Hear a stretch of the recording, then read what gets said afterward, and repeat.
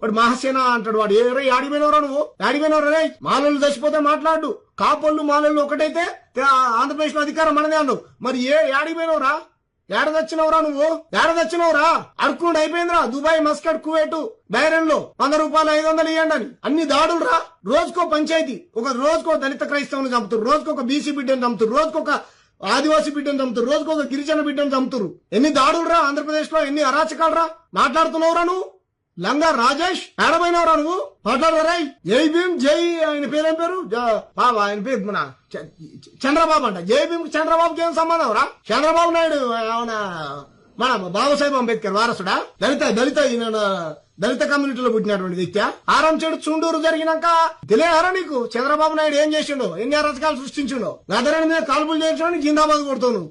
అయిపోయింది, నీ పనిలోనే పడతారని ఆడిపోయినవరా నువ్వు? అడుగు నీ పవన్ కళ్యాణ్ ఆడిపోయింది. పవన్ కళ్యాణ్ ఆడిపోయిండు, ఎక్కడ పడుకున్నాడు? కాషాయం బట్టలు వేసుకుని కబ్జాలు చేస్తుండు తెలంగాణలో. ఇదా చెప్పిండు. ఎస్, సర్వమతాలని గౌరవించేటువంటి ఇది కనుక ఆయనకుంటే, సంస్కారం ఉంటే, అన్ని సాంప్రదాయాలను గౌరవించేటువంటి ఇదే ఆయనకుంటే గౌరవించడం